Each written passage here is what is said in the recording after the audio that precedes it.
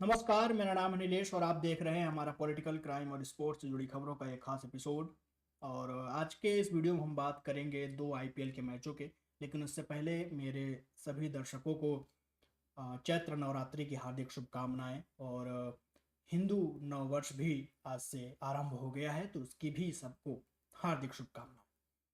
अब आगे बढ़ते हैं और आज के दो मैच हुए आईपीएल के, और उन दोनों मैच के बारे में बातचीत करेंगे। पहला मैच खेला गया सनराइजर हैदराबाद और दिल्ली कैपिटल्स के बीच में, जिसमें दिल्ली ने जीत दर्ज कर ली है और हैदराबाद को हराया।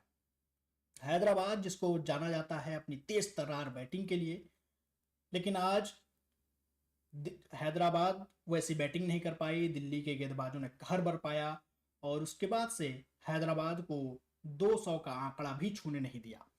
हैदराबाद की बैटिंग कैसी रही, दिल्ली के किस गेंदबाज का क्या करामात रहा है, उसके बाद जब दिल्ली की बैटिंग आई तो डुप्लेसी ने क्या कमाल कर दिया कि वो मैच ही एक तरफा हो गया। जिस टीम को माना जाता है कि वो कभी भी आईपीएल में 300 का आंकड़ा छू सकती है बैटिंग के दम पर, वो टीम है सनराइजर हैदराबाद। लेकिन आज वो टीम दिल्ली के गेंदबाजों के सामने पूरे 20 ओवर भी नहीं खेल पाई, ऑल आउट हो जाती है। तो बात करेंगे दिल्ली के गेंदबाजी की और उसके बाद दिल्ली के बैट्समैन डुप्लेसी की भी, जिन्होंने अच्छी बैटिंग करी और मैच को एक तरफा कर दिया। दूसरे मैच की भी बात करेंगे। चेन्नई सुपर किंग्स और राजस्थान रॉयल्स के बीच में यह मैच खेला गया, जिसमें चेन्नई को हार मिली है और चेन्नई की आईपीएल 2025 में लगातार दूसरी हार है।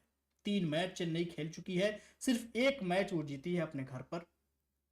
उसके अलावा उस मुंबई के खिलाफ वो मैच जीता था उन्होंने, लेकिन अभी वो अब 2 मैच लगातार हार चुके हैं। पॉइंट्स टेबल में वो 7वें पायदान पर आ चुके हैं। तो आप देख सकते हैं कि चेन्नई की स्थिति अभी कैसी है। मैं कल भी जब वीडियो बनाया था उसमें बताया था कि चेन्नई की अगर ओपनिंग नहीं चली तो चेन्नई नहीं जीतती है मैच। ये कल भी मैंने बोला और ये आज मैच में हुआ भी है, तो उस पर भी आगे बात करेंगे। सबसे पहले आज के पहले मैच की बात कर लेते हैं जो खेला गया सनराइजर हैदराबाद और दिल्ली के बीच में विशाखापट्टनम में। तो उसकी बात कर लेते हैं, स्कोर कार्ड के जरिए आपको समझाते हैं कि कैसा रहा है आज उनके मैच का परफॉर्मेंस। तो सबसे पहले सनराइजर हैदराबाद की बैटिंग देख लीजिए। आप जब बैटिंग देखेंगे तो अभिषेक शर्मा जो उनके सबसे तेज तर्रार ओपनर हैं, जिन पर डिपेंड होती है पूरी टीम कि ये लंबे लंबे चौके छक्के मारेंगे और टीम को जीत दिलाएंगे, लेकिन आज वो सिर्फ 1 रन बना के आउट हो गए। विपराज निगम ने रन आउट कर दिया, बेहतरीन रन आउट। ट्रेविस हेड जो मतलब कि भारत की पिच पर जब आते हैं तो वो अलग ही लय में खेलते हैं।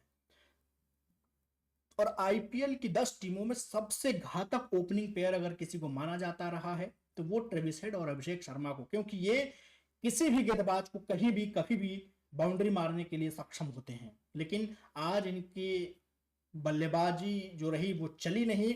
12 गेंदों में 22 ट्रेविस हेड बनाए। उसके बाद ईशान किशन बल्ला नहीं चला, एक शतक बना चुके हैं पहले मैच में, लेकिन अब उनका भी बल्ला खामोश हो चुका है। नीतीश रेड्डी 0। और उसके बाद से अनिकेत वर्मा की बेहतरीन बैटिंग, 41 गेंद में 74 रनों की पारी और 19 में 32 की पारी क्लासन की। इसके बदौलत 163 रनों का टारगेट दिल्ली के सामने सनराइजर हैदराबाद ने रखा।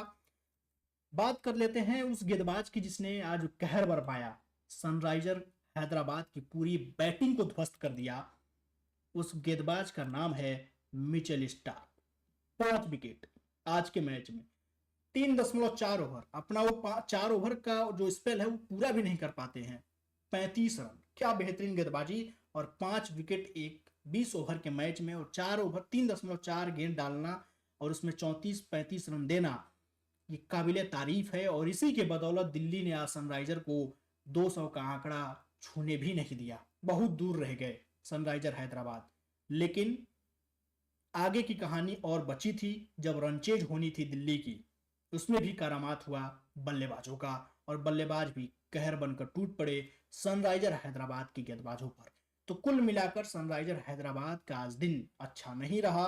पहले बैटिंग फ्लॉप हुई और बाद में जब उन्होंने रनचेज के लिए गेंदबाजों को अपने उतारा तो गेंदबाज भी कुछ खास करामात नहीं कर पाए और दिल्ली आसानी से मैच को जीत ली। अब बात कर लेते हैं कि दिल्ली के बैटिंग कैसी रही।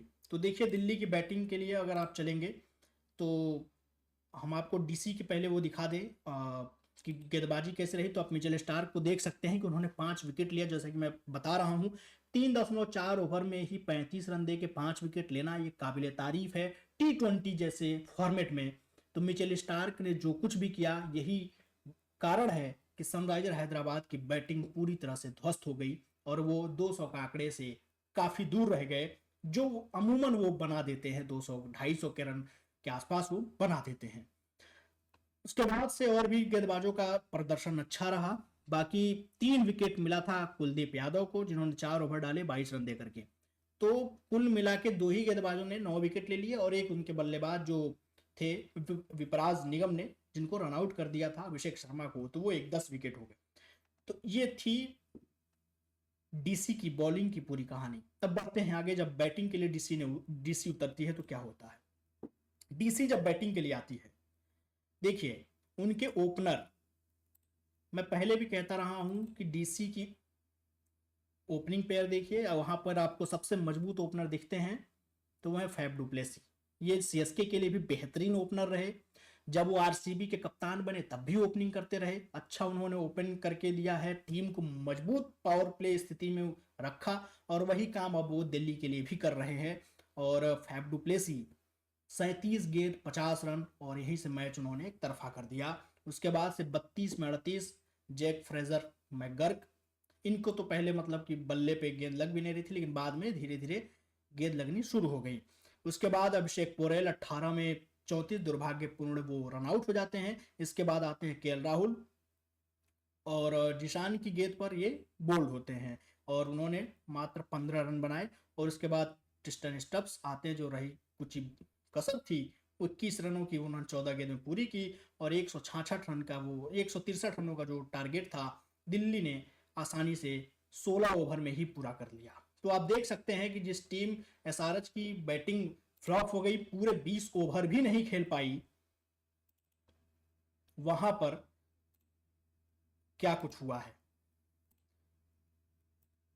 जिस टीम को माना जाता है कि वो आईपीएल में 300 का आंकड़ा भी छूने का दमखम रखती है अपनी बैटिंग के बल पे, आज वो 163 पे ऑल आउट हो जाते हैं, 20 ओवर खेल भी नहीं पाती। और जब चेन्नई माफ करिएगा, और जब दिल्ली की टीम आती है बैटिंग करने के लिए, तो मात्र वो जो 163 रनों का टारगेट है, वो 16 ओवर में ही, जैसे कि 16 ओवर हुआ, टारगेट अचीव हो गया। तो आप सोचिए कि दिल्ली ने कितनी आसानी से इस रनचेज को पूरा कर लिया, और उस रनचेज में सबसे बड़ा योगदान फैफ डु प्लेसी का रहा। तो ये थी पहले मैच की कहानी जो आज दिन में खेला गया, और ये मैच विशाखापट्टनम में हुआ, सनराइजर हैदराबाद और दिल्ली कैपिटल्स के बीच में। अब आगे बढ़ते हैं, दूसरे मैच की बात कर लेते हैं, जो बेहद ही महत्वपूर्ण मैच दोनों टीमों के लिए था। चेन्नई अपना एक मैच पहला मुंबई के खिलाफ जीती है, दूसरा आरसीबी के खिलाफ हार चुकी है, और वो अब आज फिर तीसरा मैच खेल रही थी, और राजस्थान ने उसको आज हरा दिया। तो चेन्नई लगातार 2 मैच हार चुकी है, और राजस्थान को एक जीत की तलाश थी, जो आज उसकी पूरी हो गई। बात करेंगे उस पर भी, तो चलिए बात कर लेते हैं, और उसके बाद अंत में आपको पॉइंट्स टेबल भी दिखाएंगे कि आखिर अभी तक क्या कुछ मैटर चल रहा है। तो देखिए, अगर हम बात कर लें कि एक चीज रह गई, हमने एसआरएच की बॉलिंग की बात नहीं करी थी, तो आप एसआरएच की बॉलिंग की भी देख लेते हैं थोड़ी सी चीज, कि मोहम्मद शमी की गेंदबाजी कैसी रही। मोहम्मद शमी ने 3 ओवर डाले हैं, और मोहम्मद शमी के जो 3 ओवर हैं, आप देखिए 31 रन उन्होंने दिया, उन्हें कोई विकेट नहीं मिला। 3 विकेट जो मिले वो जिशान अंसारी को मिले, 4 ओवर में उन्होंने 42 रन दिए थे। तो ये लेखा जोखा था उसके पूरे बॉलिंग का। अब हम आगे बढ़ते हैं और बात कर लेते हैं कि राजस्थान की बैटिंग कैसी रही और सीएसके की बॉलिंग कैसी रही। अब आप देखिए, राजस्थान का ये स्कोर कार्ड आपके सामने दिख रहा है। तो राजस्थान के स्कोर कार्ड में आप देखेंगे तो आपको समझ में आएगा कि क्या कुछ घटा है। पहली बात, राजस्थान की ओपनिंग पेयर यशस्वी जायसवाल फिर से नहीं चले। ये सबसे बड़ी दुखद खबर उन टीम के लिए है, राजस्थान के लिए है, कि यशस्वी का ना चलना। और यही सेम समस्या सीएसके के लिए भी है कि उसके ओपनर नहीं चल रहे हैं। बहरहाल आरआर में देखिए तो उनकी जो मिडिल ऑर्डर बैटिंग है वो थोड़ी मजबूत है। नीतीश राणा आ जाते हैं, रियान पराग आते हैं, ध्रुव जुरेल हैं। लेकिन सीएसके की बैटिंग की बात करेंगे तो जो मिडिल ऑर्डर है उसमें उतना कोई अनुभवी प्लेयर दिख नहीं रहा जो गेम को लेके जाए। शिवम दुबे आते हैं, लंबी हिट्स के लिए माने जाते हैं। बीच में आज जयशंकर को खिलाया गया, वो भी कुछ नहीं कर पाते। जडेजा थोड़ा नीचे आते हैं, लेकिन उनके भी बल्ले से वो रन नहीं मिल रहा, वो मतलब कि तेज तर्रार पारी उनके बल्ले से नहीं दिख रही। धोनी भी आज थोड़ा पहले आए, लेकिन मैच को फिनिश नहीं कर पाते हैं, उस पर भी आते हैं आगे। लेकिन पहले आपको आरआर की बात बता देते हैं। आरआर में संजू सैमसन का बल्ला फिर खामोश है, और वो अभी कप्तानी इस मैच तक नहीं किए। अब अगले मैच से वो कप्तान होंगे और कप्तानी करेंगे। अभी तक वो इम्पैक्ट प्लेयर के रूप में खेल रहे थे, चोटिल थे।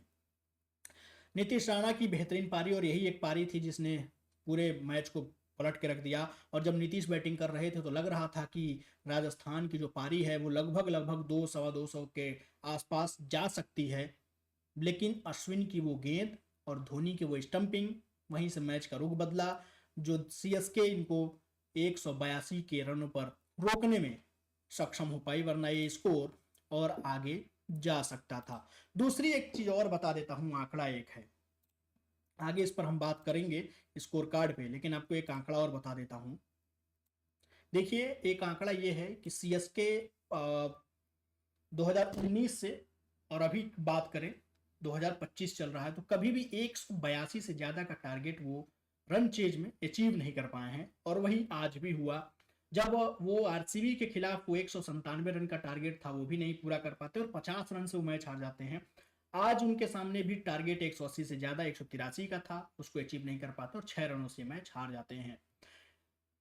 तो सीएसके के लिए बड़ा सेटबैक है कि भाई आप T20 खेल रहे हैं और आप 180 और 185 से ज्यादा का जो टारगेट है उसको अचीव नहीं कर पा रहे हैं, तो फिर कैसे आप खेलेंगे। इस बार के आईपीएल में रन बन रहे हैं, तो आपको ये मजबूत कड़ी अपनी ढूंढनी होगी। आपके ओपनिंग पेयर को देखना होगा, मिडिल ऑर्डर को मजबूत करना होगा, और तीसरी जो सबसे अहम बात है उनकी फील्डिंग। हर मैच में कैच छूट रहे हैं और हर मैच में रन दिए जा रहे हैं मुफ्त के, तो सीएसके को इस पर काम करना होगा। बहरहाल हम बात कर रहे थे बैटिंग की कि आरआर की बैटिंग कैसी रही, तो आप देखिए हमने अभी नीतीश राणा और बाकी प्लेयरों की बात करी है, बाकी इनके अलावा किसी ने बल्लेबाजी अच्छी नहीं करी। सिमरन हेटमायर 19 रन 16 गेंद, इनका भी एक कैच छूटा था, याद रखिएगा, जेमी ओवर्टन ने वो कैच छोड़ा था। उसके बाद से जोफ्रा आर्चर आते हैं 0, और उसके बाद कोई बल्लेबाज रन नहीं बनाता। तो नीतीश राणा का जो बैटिंग था वो बड़ा रन बनाता है, वरना आरआर ये 183-82 का भी टारगेट नहीं दे पाती। अब आगे बढ़ते हैं कि सीएसके की बॉलिंग कैसी रही, तो आप सीएसके की बॉलिंग देखिए। और इसमें एक चीज और बता दूं कि सीएसके की बॉलिंग में अश्विन का ये सबसे महंगा स्पेल रहा है आईपीएल में सीएसके के लिए। उन्होंने 46 रन दिए और 1 विकेट उनको मिला, वो विकेट नीतीश राणा का था। खलील अहमद की बात कर ले, वो जैसा बॉलिंग करते रहे पिछले 2 मैचों में, आज भी वैसा ही परफॉर्मेंस, 2 विकेट उन्होंने झटक लिए।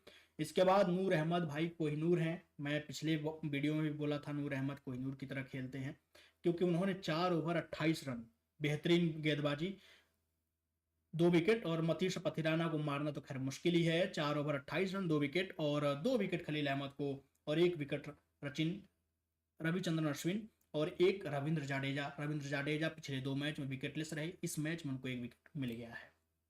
अब आगे बढ़ते हैं, सीएसके की बैटिंग की बात कर लेते हैं कि सीएसके की बैटिंग कैसी रही। देखिए, सीएसके की बैटिंग मैं इसलिए बोल रहा हूं कि वो फ्लॉप ही रही, क्योंकि उनके ओपनर साथ नहीं दे रहे हैं। जब तक उनके ओपनर रन नहीं बनाते हैं, सीएसके मुश्किल में हमेशा रही है, हर मैच में रही है। आप पिछले 3 मैचों का देख लीजिए, उससे पहले भी आईपीएल के मैचों में देख लीजिए, जब सीएसके के ओपनर्स रन नहीं बनाते हैं सीएसके मैच हारती है। रविंद्र आज 0 बना के आउट हो जाते हैं, राहुल त्रिपाठी के बल्ले से वो रन उतना नहीं आ रहा, 19 में 23। ऋतुराज गायकवाड़ अच्छी पारी खेलते हैं, लेकिन वो लंबे रन को, मतलब जिताऊ पारी नहीं खेल पा रहे, टीम को अंत तक जिता नहीं पा रहे, 63 रन 44 गेंदों में। उसके बाद कोई बल्लेबाज रन नहीं बनाता जो चाहिए, 18 रन 10 गेंद 9 रन, विजय शंकर 6 गेंद 32 रन, जाडेजा नॉट आउट आते हैं लेकिन मैच को फिनिश नहीं कर पाते, 22 गेंदों में 32 रन। धोनी आते हैं, उनसे उम्मीद थी ये मैच जिताएं, लेकिन वो कारमात नहीं कर पाते, 11 गेंद 16 रन, 1 छक्का 1 चौका उनके बल्ले से आया। जेमी ओवर्टन आखिरी में मैच जिताने के लिए बल्ले चलाते हैं, लेकिन मात्र 1 जो उनके गेंद बल्ले से छक्का आता है और वो 4 गेंद खेल के 11 रन बनाते हैं। तो कुल मिला जुला के ये पूरी बैटिंग की बात रही सीएसके की। अब बॉलिंग की बात करते हैं, आरआर के गेंदबाजों ने क्या करामात किया। तो भाई संदीप शर्मा को आप जितना भी शाबाशी दीजिए कम है, क्योंकि वो बार बार सीएसके को मैच हराते आए हैं। पिछला भी मैच, पिछले साल का भी वो मैच याद आता है जहां पर उन्होंने 20 रन 1 ओवर में बचाए थे, और आज भी 20 रन बचाना था जिसको बखूबी उन्होंने बचा लिया है।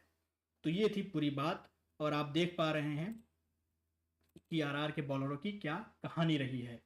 तो आरआर के बॉलर जोफ्रा आर्चर, एक विकेट उनको मिलता है, 4 मिलता है वनिंदु हसरंगा, और यहीं से मैच वो बदल जाता है और सीएसके को हार मिल जाती है।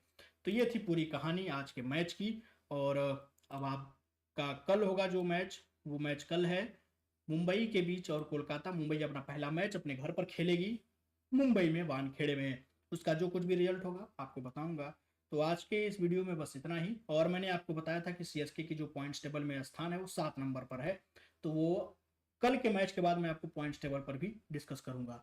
तो उम्मीद है आप सभी अच्छे होंगे। तो इस वीडियो में बस फिलहाल इतना ही, और मुझे दीजिए इजाजत। कल आपसे मुलाकात होगी मुंबई और केकेआर के मैच के एनालिसिस के लिए। तब तक अपना और अपनों का बेहद ख्याल रखिएगा। नमस्कार।